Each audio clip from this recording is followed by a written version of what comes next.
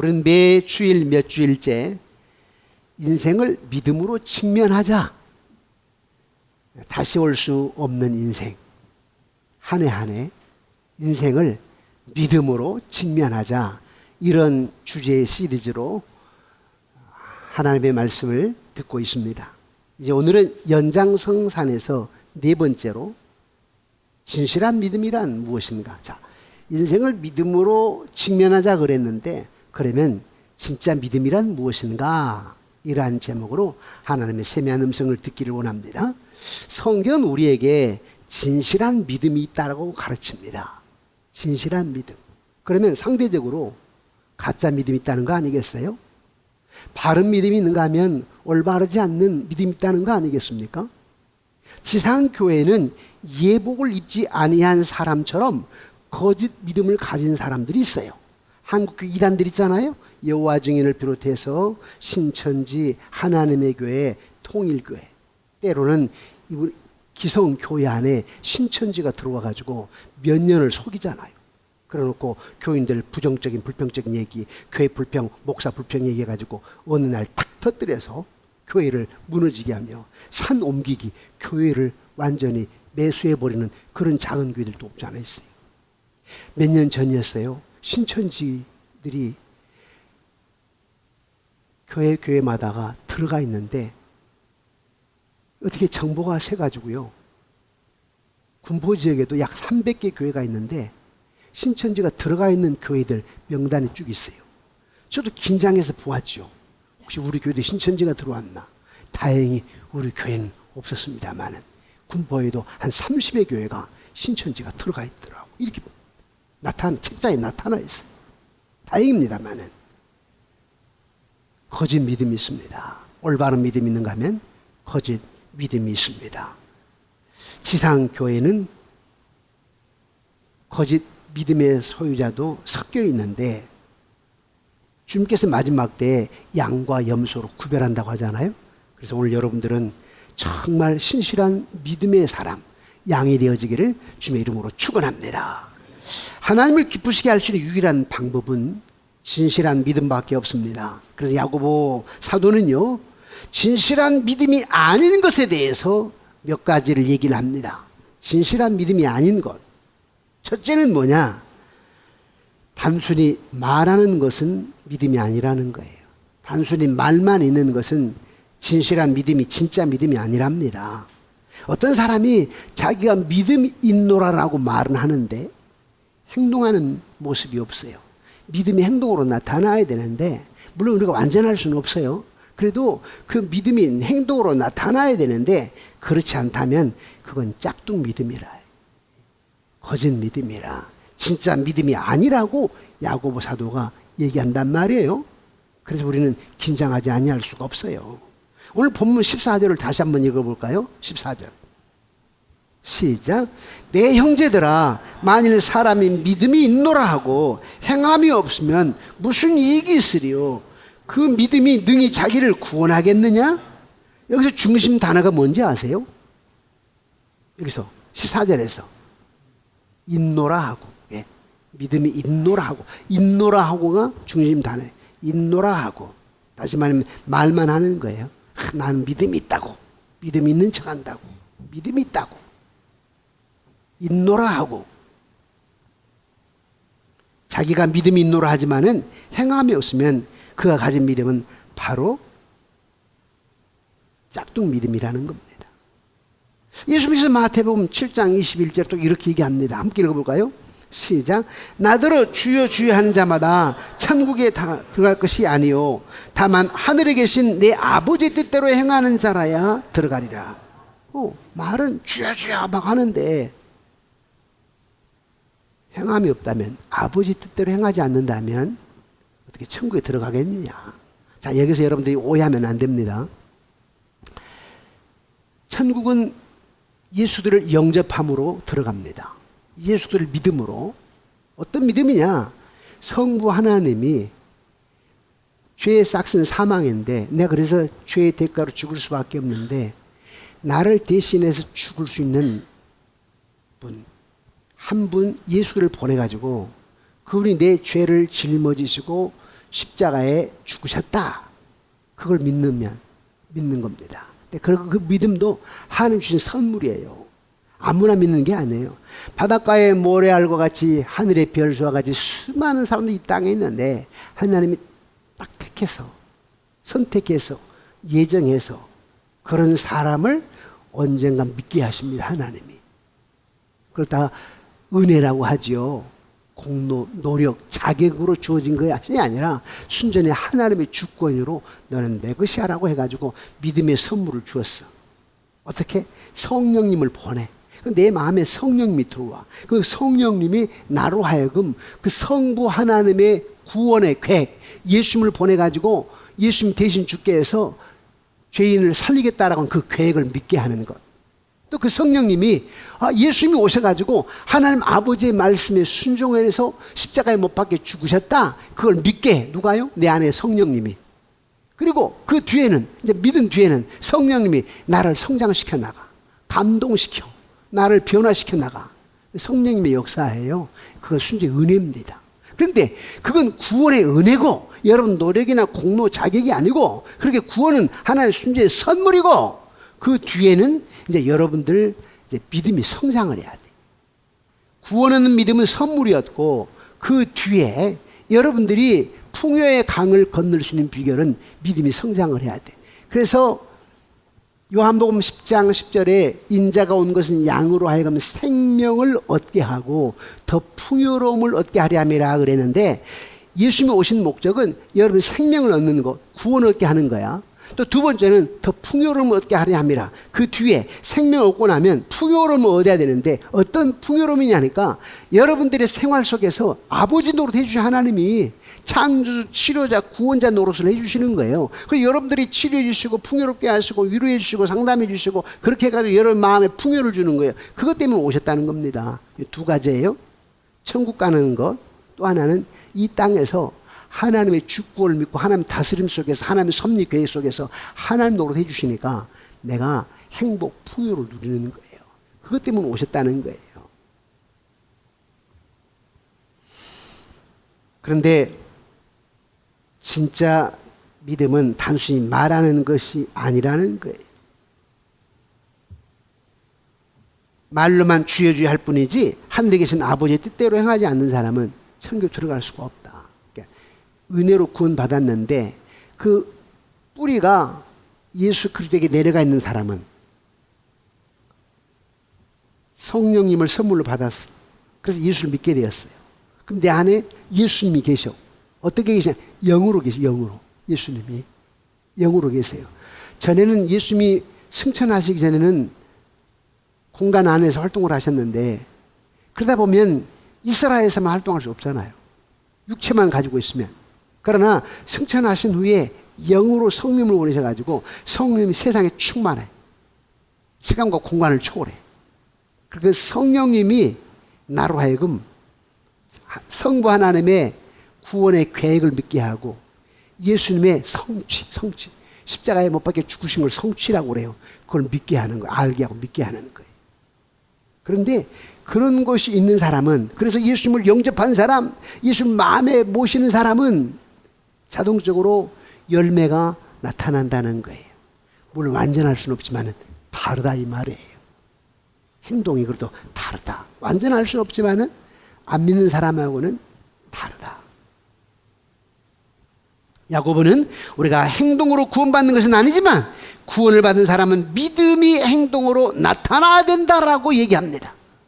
지난주일 설교를 통해서 하나님께서 미래를 믿음으로 직면하라 하시면서 믿음을 행사하여, 다시 말하면 믿음의 행동으로 나타내서 두려움을 주는 염려를 대적해야 된다.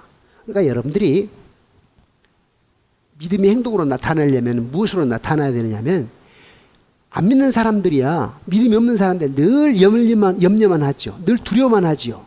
그러나 여러분도 순간 두려움이 와요. 염려가 온다고. 저도 그렇다니까요. 순간 염려가 될 때가 있어요. 순간 두려움이 앞설 때가 있어요. 그러나 내가 믿음이 있기 때문에 어떻게 되느냐면 주님이 다스리셔. 주님 인도하시지. 주님 섭리하셔. 주님이 오묘한 계획을 가지고 계셔. 주님은 결국은 좋은 걸 주기를 원하신 분이야. 지금 내가 아픔이지만, 부족하지만, 역경이지만 반드시 하나님 나를 의의 길로 인도하시고 다스리시고 승리의 길로 인도하셔. 이러한 하나님의 절대 주권을 믿음으로 말미암아 염려를 대적하는 거예요. 두려워하지 않는 거예요. 또 믿음을 행사하여서 믿음을 행동으로 나타내가지고 삶 속에서 주님을 마음의 우선순위로 두는 거예요. 그게 인생을 믿음으로 직면하는 행동이에요. 인생을 믿음으로 어떻게 직면하느냐? 삶 속에서 하나님을 주인으로 모시면서 우선순위로 모시는 거예요. 세상 사람들이야 이것저것 다 걱정, 근심, 두려움 가운데 있지만은 주님을 주인으로 모시니까 그분 나의 창조자, 그분 나의 치료자, 그분 나의 전능하신 분. 이런 확고한 믿음 속에서 하나님 우선순위를 딱 두는 거예요. 하나님 절대 주권. 네. 예를 들어서 여러분들이 아들, 딸들 대학 진로 문제를 놓고 할 때 옛날에 우리 부모님들은 보상심리, 대리만족. 내가 못했으니까 네가 법관을 돼야 된다. 내가 못했으니까 네가 판검사가 돼야 된다. 의사가 돼야 된다. 이게 대리만족이에요. 보상심리. 그러나 저와 여러분들은 아니에요. 그건 세상적인 가치고. 이 아이가 어떤 일을 하든 믿음 가운데 있으면 교사가 되든 의사가 되든 경찰이든 공무원이든 사업을 하든 무슨 일을 하든 하나님이 다스리시고 인도하셔서 하나님의 크기로 사용하신다. 네 길을 하나님 인도하신다. 앞길을 그렇게 가르쳐야 되고 우리 아이들은 그걸 바라보아야 돼요. 네가 의사가 되기를 원해. 이게 아니에요. 하면 좋겠다. 이런 생각은 갖겠지만 그러나 이 아들이 무엇을 하든 하나님께서 다스리시고 인도하신다. 이런 확고한 믿음이 있어야 됩니다. 아멘이십니까? 예. 또 믿음을 행사하여서 자족함을 실천해야 된다고 그랬는데 자족함, 즉 만족해야 된다라고 하는데 아니 목사님 고난을 당하고 어려움을 겪고 있는데 어떻게 만족해요? 맞아요. 고난을 당하고 어려움 당하는데 누가 만족할 수 있겠습니까? 여러분도 조금 직장을 다니면 연봉을 더 받았으면 좋겠다. 내가 좀 더 건강했으면 좋겠다. 우리 아들, 딸들이 공부를 더 좀 잘했으면 좋겠다. 다 뭐 바라는 거 아니겠어요? 그러는데 지금 만족하라고요? 그렇게 만족할 수가 없어요. 그런데 바울이 말하는 만족한단 말은 무슨 말이냐면 지금 내가 형편이 어려워, 곤란해. 그런데 하나님의 앞으로 다스리심, 인도하심, 섭리, 끝내 결국 승리의 길로 인도하신다라고 하는 주권을 바라보면서 만족하는 거예요. 여러분 오해하면 안 돼요. 그러니까 바울이 지금 빌립보서에서 감옥에 갇혀 있으면서 내가 배고파도 풍요로워도 무조건 만족한다는 말은 무슨 말이냐면 나 감옥에 있는 거 괜찮아, 만족해, 나 안 나가도 돼, 이런 뜻이 아니에요. 그런 뜻이 아니라 내가 비록 감옥에 있지만 하나님이 나를 다스릴 거야. 그래서 내가 만족한다는 그런 뜻입니다. 아멘이십니까 여러분? 예. 진짜 믿음은 단순히 말하는 것이 아니라 어떤 상황 속에서 하나님의 섭리와 계획과 다스리심을 신뢰하는 거예요. 이게 믿음이에요. 그래서 내가 만족하는 거예요. 그래서 내다보고 앞을 내다보고 내가 지금 부족하지만 하나님 얼마나 놀랍게 역사하실 것인가, 그걸 생각하면서 현재를 내가 자족하는 거예요. 자, 두 번째 진짜 믿음은 단순히 느끼는 것이 아니라는 거예요. 아까 첫 번째는 단순히 말하는 것이 아니야. 여러분 교회는요 삼꾼이 있어요. 삼꾼, 구경꾼, 말꾼, 일꾼. 구경만 해. 그런 사람은 삼꾼 중에 구경꾼으로 있는 거고 또 한 사람은 말꾼, 말만 해. 말만. 말은 참 잘하는데 사랑도 없고 섬김도 없고 겸손도 없고 다른 사람의 거룩한 영향도 미치질 않아. 그건 말꾼이에요. 말꾼. 참 힘들지요. 말꾼. 그런데 진짜 일꾼이 있어요. 늘 겸손하게 진실하게 신실하게 섬기면서 형제를 사랑하고 교회 중심, 말씀 중심, 또 담임 목사 중심 하면서 이웃 사랑하면서 사는 진짜 일꾼이 있어요. 여러분 진짜 일꾼이 되기를 주님의 이름으로 축원합니다. 예. 오늘 본문 15절 16절에 느끼는 것만은 아니라고 하는 걸 얘기하는데 함께 읽어보실까요? 시작. 만일 형제나 자매가 헐벗고 일용할 양식이 없는데 너희 중에 누구든지 그에게 이르되 평안히 가라, 더웁게 하라, 배부르게 하라 하며 그 몸에 쓸 것을 주지 아니하면 무슨 이익이 있으리요? 말로만 평안해요, 말로만 더웁게 하라, 배부르게 하라 하면은 그 사람은 진짜 믿음이 아니라는 거예요. 2주 전에 미국에서 공부하는 우리 청년 자매가 또 다시 방학해서 잠깐 2주간 왔다가 가는데요. 우리 2월 달에 2월 말쯤에 특별 새벽 기도회가 있어요. 우리 주일학교 학생들과 함께 다음 세대를 위해서 장학금을 주기 위해 새벽에 나오신 우리 어른들이 헌금을 해. 새벽마다 5일 동안. 그래서 그걸 모으게 되면 약 1,000만 원이 넘어요. 그 헌금이 전에 이제 앞으로는 더 많겠지만 그걸 가지고 우리 유치부 어린 아이들은 5만 원, 또 중고등학생들은 8만 원, 대학생들은 15만 원 이렇게 장학금을 주었어요. 그러니까 한 1,200, 300이 나가더라고. 2월 달에 할 거거든요. 근데 한 자매가 2주 전에 떠났어. 와서 오면 지금 박사학위를 하고 있는데 피아노. 그런데 오면 늘 반주를 해요. 섬겨요. 근데 그 자매가 있으면, 그 청년이 있으면 새벽에 참석할 거 아니에요? 근데 내가 가불 해서 주었어. 미리 당겨서. 우리 재정 사육장님한테 얘기해가지고 미리 조금 주자 해서 미리 주어서 보냈어. 말로만이 안 해. 가서 열심히 해. 잘해. 이게 아니요. 도와야 돼, 뭔가. 측은한 마음을 느끼면서 동정심을 가지고 걱정 마시고 행복하세요. 좋은 날 되세요. 말로만 하면 안 된다는 거예요. 도와야 된다는 거예요. 아까 우리 2부 예배 때 귀한 손님 한 분이 오셨어요. 이제 예수 믿으려고 오셨습니다. 얼마 전에 3번에 아파트에서 화재가 났잖아요. 그런데 우리 한 청년, 안홍준 청년이라고 그 집부터 불이 난 거예요. 아버지가 좀 몸이 불편하셔. 근데 전기 어떤 화재로 인해서 조사를 했더니 화재로 인하는 거예요. 전기 화재. 그래서 아버지는 돌아가셨어. 엄마는 흡입해가지고, 연기를 흡입해가지고 지금도 아직 치료 중인데 오늘 나오셨어. 그 아들이 엄마를 모시고 오셨어요. 지난번 내가 성탄절 우리 헌금할 때 좀 도웁시다라고 얘기를 했었잖아요. 조금은 도우려고 그래. 아직은 못했는데 병원에 나오면 하려고 지금 이제 퇴원하셨어. 우리 뭔가 도와야 돼. 우리 교회 기사, 우리 교단 신문사에서 목사님만 인터뷰 좀 합시다. 많은 언론사에서 우리 저쪽 성전 건축할 때부터 저하고 인터뷰를 하자고 하는 걸 제가 안 한다고 다 나가왔어요. 13년 동안. 그런데 이번에 우리 교단 신문, 목사님들 4만 명, 우리 교단의 목사님들 4만 명, 장로님 4만 명, 8만 명이 리더들이에요. 이분들이 보는 신문이 있는데 그 신문사에서 목사님과 목사님 교회에 대해서 좀 인터뷰 좀 하자고 내가 거절했더니 목사님, 다른 데는 몰라도 우리 교단 신문 인터뷰는 하셔야 됩니다. 그래서 인터뷰를 하게 되었어요. 내가 얘기하지도 않았는데 많은 자료들을 보고 뭐 몇 가지를 써놨어요. 그 중에 하나가 3번 양문교는 지역 주민을 위해서 예배 공간을 오픈시켜가지고 여기에 재개발할 때에 회의 장소로도 내준다. 옛날 목사님 큰일 난 줄 알아요.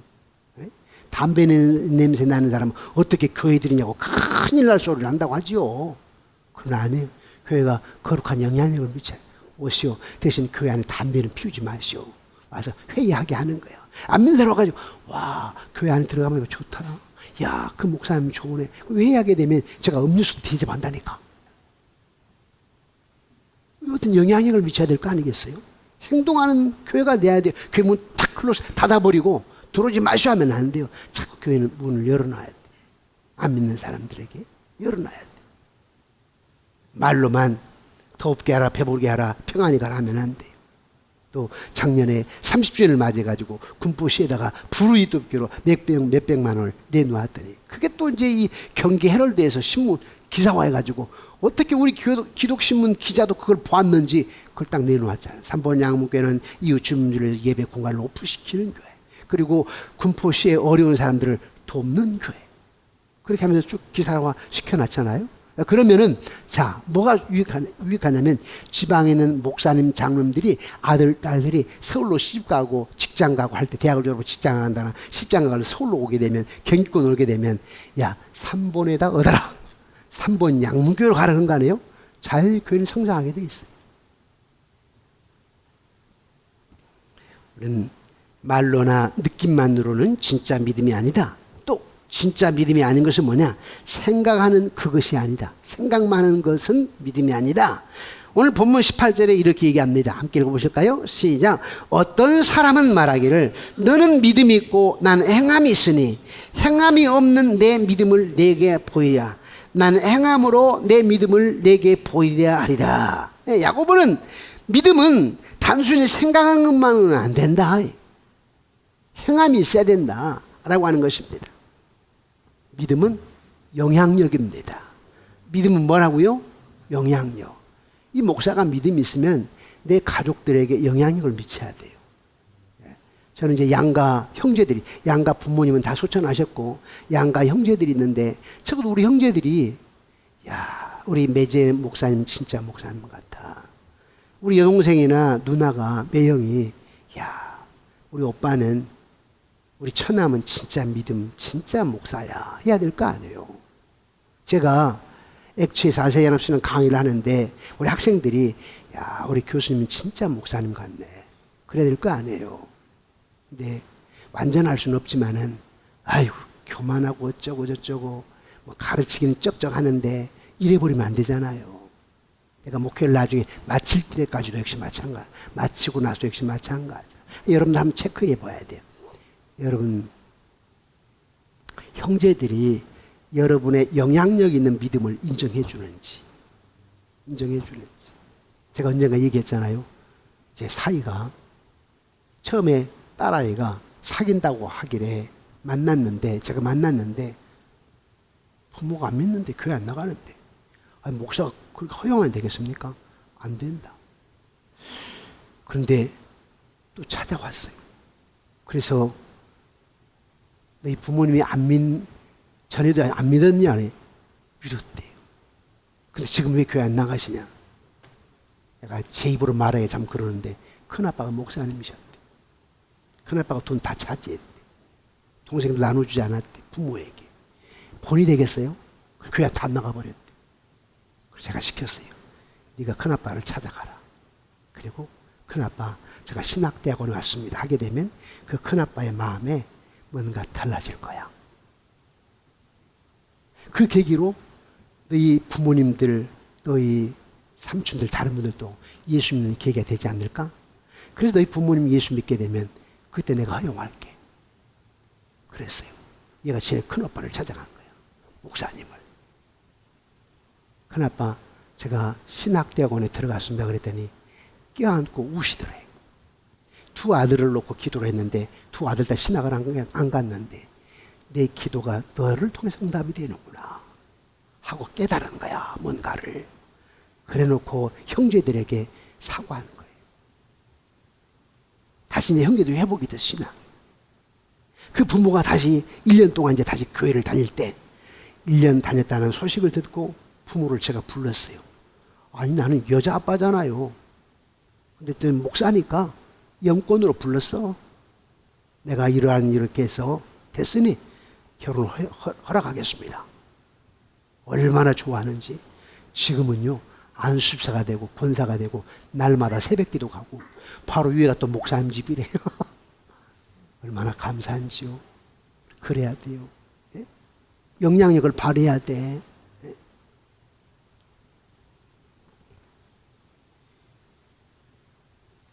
사랑하는 성도 여러분, 예수님이 이렇게 얘기하셨어요. 요한복음 3장 8절인데요. 함께 읽어보실까요? 시작.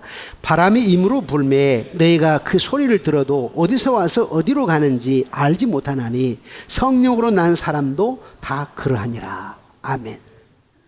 여러분 바람을 눈으로 볼 수 있습니까? 바람을 만질 수 있어요? 없죠. 그런데 바람을 어떻게 알아요?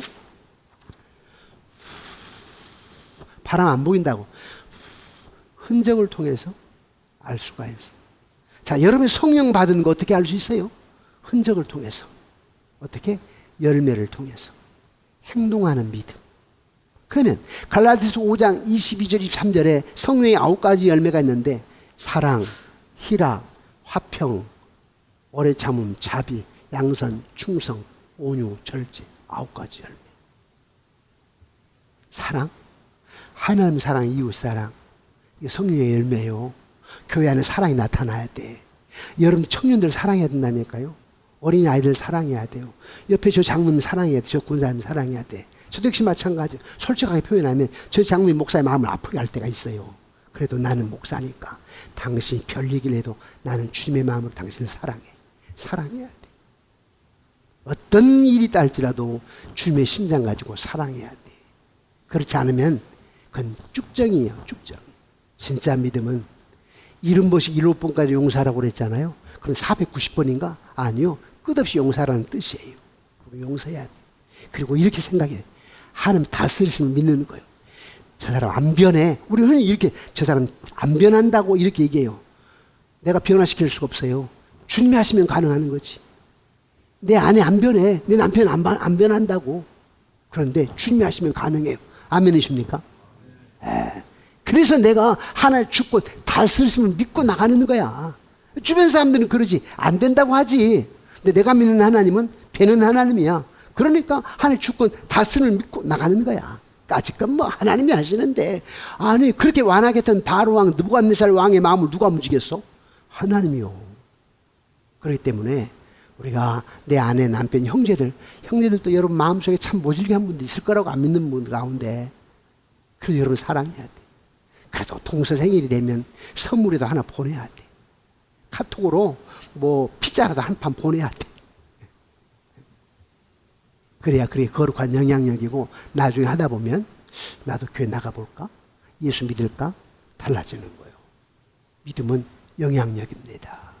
영향력이에요. 믿음으로 예수님을 영접했다면 예수님 내 안에 계시기 때문에 그 뿌리가 생수의 강에다 뿌리를 내리고 있어. 그래서 자동적으로 열매를 맺게 되는 거예요. 예수님이 없으면 생수의 강에다가 뿌리를 내리고 있지 않기 때문에 열매가 안 나는 거죠. 그러나 예수님 내 마음속에 있어. 예수님이 생수의 강, 우리 예수님이 생수의 강이에요. 예수님 뿌리를 깊이 내리고 있다 보니까 열매를 맺게 되는 거예요. 아까 사랑, 그 다음 두 번이 희락, 기쁨이죠. 제가 솔직한 고백을 할까요? 제가 부목사 때 별명이 스마일 목사. 저희 아버님, 어머님은 처음에는 제가 예수 믿으면서 늘 웃고 이렇게 하다 보니까 우리 아들이 속이 있는지 없는지 저래도 웃고 있네. 속이 있는지 없는지. 근데 나는 그런 차원에서 웃는 게 아니에요. 내 하나님을 바라보니까 기뻐서 웃는 거지. 소망 가운데. 근데 여러분 한번 생각해 보라고. 근심, 걱정, 두려움, 원망, 불평 가운데 여러분 웃음을 잃어버렸다면 여러분 믿음을 한번 체크해 봐요. 믿음 없는 거예요. 그러면 지금 안 된다니까 사업이. 지금 어려워. 불가능할 것 같아. 아이 성적이 30명에서 27등이래. 그래도 내가 하나의 소망을 바라보는 거예요. 솔로몬에게 지혜를 주신 하나님, 우리 아이에게 지혜를 주실 수 믿습니다라고 기도하는 거예요.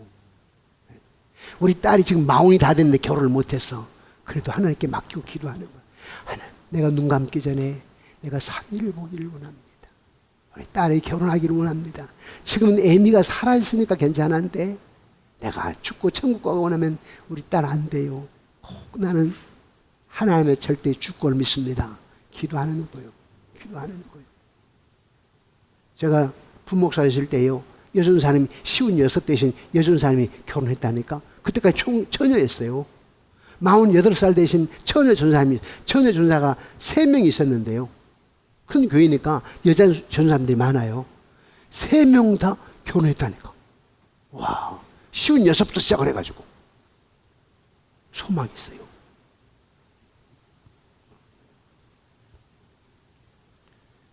믿음 안에서 예수님을 영접했다면 반드시 뿌리의 열매가, 뿌리를 통해서 열매가 나타나게 되는데, 순종하게 되는데 열매가 맺게 된다는 겁니다. 예수님은 너희가 나를 사랑하면 내 계명을 지키라고 말씀했어요. 순종은 그에 대한 여러분의 사랑을 나타내 보여주는 것입니다. 기독교인의 삶은 사실 아주 단순해요. 하나님이 요구하신 몇 가지가 있다고. 그게 뭔지 아십니까? 첫 번째는요, 말씀 안에 거하고 말씀 읽고 공부하는 거예요.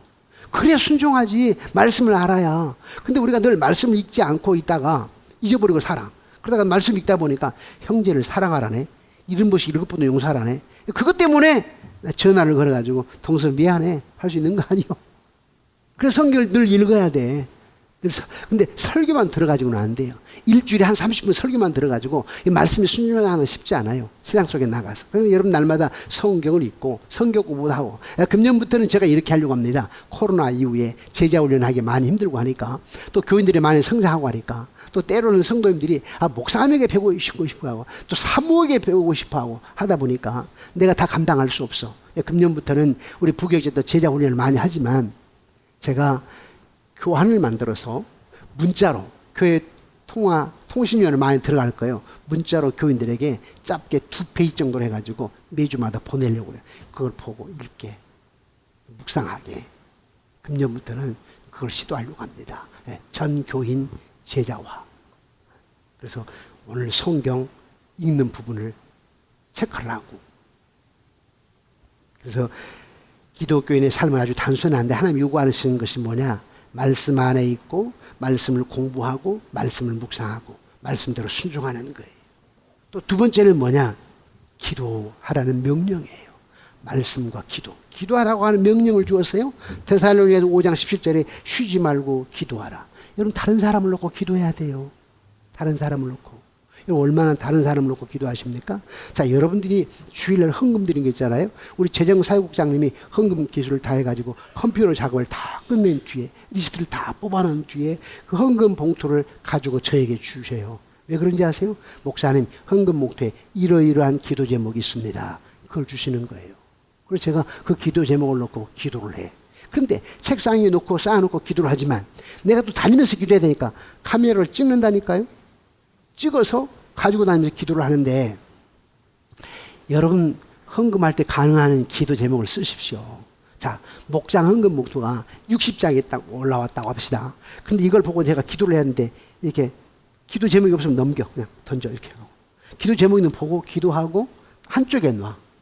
기도 제목 있는 한쪽에 놔. 기도 제목이 없는 건 한쪽으로 그냥 제쳐놔. 예를 들어서 송구영신 예배 새싹 헌금 드린 거 있잖아요. 그것도 어떤 사람은 기도 제목을 안 쓴 분들이 있어요. 그러나 빼곡히 쓴 사람은 내가 그걸 먼저 기도하고 카메라로 찍고 그것도 못해서 우리 교육자들에게 리스트를 컴퓨터로 한글 작업을 해라 해가지고 리스트로 빼서 제가 가지고 있어요. 파일로 가지고 있고 그래서 제가 태블릿에 담아서 어디 가게 되면 그걸 보면서 기도하는 거. 내가 외국을 가든 비행기 안에 있던 태블릿을 켜가지고 보면서 기도하는 거예요. 우리 기도해야 돼요. 여러분 기도해야 돼. 여러분들도 품하십니다. 제가 여러분 놓고 여러분 어떤 분이 우리 시동생이 예수 믿기를 원합니다. 우리 시아버님 이제 수술을 해야 되는데 이런 기도 제목으로 기도하잖아요. 여러분도 저를 놓고 기도해야 돼. 우리 목사님 영적인 정말 훌륭한 메신저가 되기를 원합니다. 육체의 강건함 속에서 어딜 가든지 메시지를 증거할 때 하늘의 뜻을 바로 증거할 수 있는 힘 있는 말씀의 선포자가 되게 하옵소서. 기도하셔야 돼요. 피차 우리 품하셔야 돼요. 기도하셔야 돼요. 3번 양문교회는 기도로 승리하게 되어 있습니다. 아멘이십니까? 하나님 예수 믿는 건 단순해요. 말씀 읽고 말씀 묵상하고 성경 공부하는 거 그리고 기도하는 거. 그런데 지금 기도가 많이 사라졌어. 옛날엔 많은 사람들이 기도원 갔잖아요. 기도는 안 가. 기도 문 닫았어. 그런가 하면 교회도 역시 마찬가지. 새벽기도 안 하잖아요. 지금 우리 교회 새벽기도 양쪽 예배당에 코로나 전에 3분의 1만 나와. 코로나 전에 비해서 3분의 1. 지금 임직자, 피택된 임직자 지난주부터 제가 교육을 시키고 있는데 일주일에 2번은 나와야 된다. 만약에 안 하면 임직 줄 수가 없다. 해놨어요. 금요 심야 기도에 우리 남자들은 직장을 다니니까 매주 금요일날 나오지 못하지만 한 달에 한 번 정도는 와라. 회사에서 조금 더 일찍 퇴근해가지고 기도해야 돼. 기도 안 하고 직분만 가지고 있게 되면 짝퉁 믿음이 돼버리고 거룩한 영향을 미칠 수가 없어요. 기도해야 돼. 또 세 번째는 다른 믿는 사람들과 교제하라고 하는 명령을 줘요. 교제하라. 교제 속에서 형제 우애지요. 우리 갈렙 남전도회가 있는데 얼마나 잘 모여 계신지 몰라요. 다 70, 80 넘으신 분들이 갈렙 남전도회가 모여서 예배하는데 얼마나 목사님 많이 흐뭇한지. 또 우리 지금 남전도 지금 활성화되어 가고 있어. 부부간에 모여서 목장 예배도 활성화되어 가고 있어. 또 물론 우리 여전도 활성화되어 가고 있지만 더 해야 돼. 다 목장으로 모여야 돼. 또 지금 우리 청년들이 청년 예배에서 젊은이들 예배 베데스다 워십으로, 즉 베데스다란 말은 양문이라는 뜻입니다. 양의 문. 우리 교회 이름이 양문교회잖아요. 양의 문. 양문이에요. 그런데 예루살렘 성전 옆에 베데스다라고 하는, 즉 양문 곁에 하나의 우물이 있었어요. 그게 베데스다 연못인데 그 베데스다는 양문 곁이라는 뜻입니다. 그래서 우리 청년들 예배를 갖다가 베데스다 워십이라고 바꾸었어요. 그래서 막 결혼한 사람들도 오고 지금 청도 예배를 드리고 갈수록 지금 성장하고 있어요. 지금 청년들이 어른들처럼 교구로 딱 청년 교구로 딱 만들어 가지고 청년들이 우리 어른들처럼 목자를 세워서 예배를 드립니다. 그래서 교회는 교제를 해야 돼. 교제를 해야 사랑할 수 있거든요. 너는 너, 나는 나 홀로 신앙생활하면 어떻게 사랑하냐고. 어떻게 교제가 가능해요? 속으로 모여야 돼. 교제해야 돼요. 그걸 사랑해야 됩니다. 신앙생활은 단순해요. 말씀, 기도, 교제, 교제를 통해서 형제사랑. 그리고 또 하나는 전도입니다. 전도해야 돼요. 자, 여러분, 우리 양쪽 예배당이 있는데 이 예배당을 팔면 저야 날개를 달아요. 얼마 남지 않는 담임 목사로서 이제 한 4년, 한 8, 9개월 남았는데, 빚을 갚아야 목사가 날개를 시원할 거 아닙니까? 근데 왜 안 팔아? 전도 때문에. 잃어버린 영혼 때문에. 우리 장로들 가운데 한두 분은 목사님 팔아서 빚값 잘 수도 있을 수 있겠지요. 그러나 대부분 장로들이 여기에 책임 목사를 두어서 분립 개척합시다. 오케이였어요. 그래서 제가 지금도 그렇고 내년도 그렇고 지금처럼 제가 와서 설교를 합니다. 그러나 수요 예배하고 주일 저녁 예배가 없었기 때문에 우리 책임 목사를 두어서 당신이 수요 저녁 예배, 주일 저녁에 예배를 드려라. 그리고 저도 한 2, 3개월에 한 번씩 저녁 예배 설교도 하고 그랬다가 1년 뒤에 유임시켜 1년 뒤에 개척해 주는 거예요. 당신 여기 전담해, 전담. 물론 내가 4년 8개월 전에 간헐적으로 이제 지금처럼 간헐적으로 한 번씩 오겠지만 완전히 이 친구에게 우리 김한철 목사님에게 개척해 주는 거예요. 독립시켜 주는 거예요. 그러면 이 지역에 많은 예배드리고 얼마나 좋아요. 그래서 나 편하자고 판단 아니에요. 교회는 잃어버린 영혼을 찾아야 되니까. 이 근처에 있는 분들이 와서 예배를 드려야 되니까. 근데 그런 마음을 가지면 누가 일하시네? 주가 일하시네. 주님 세우시고 성장시키시고 주님 빚도 갚게 하시고 점점 성장하면 되는 거 아니에요? 우리가 인간적인 마음으로 하면 안 됩니다. 그런데 교회가 성장하려면 여러분은 늘 긍정적이고 적극적이어야 되고 겸손해야 되고 진실해야 되고. 리더의 자질의 요소가 뭔지 아십니까? 여러분이 장로님이라, 여러분이 권사님이라, 여러분이 안수사님이라, 리더 목자라, 여전도 회장이라, 남전도 회장이라, 그 리더의 자질이 뭐냐면 첫째 진실. 주여 진실하게 하소서. 오늘 하루하루를 진실해야 돼요, 리더는. 근데 지금 우리 사회가 정치인들이 진실한 사람이 있어요? 맨날 거짓말하고 아니면 말고 이렇게 말하고 그러다 보니까 그게 교회까지 들어온다니까. 교회까지. 교회도 거짓을 하고 말을 만들어내고 불평하고 원망하고 아니면 말고. 이게 교회의 또 현상이야.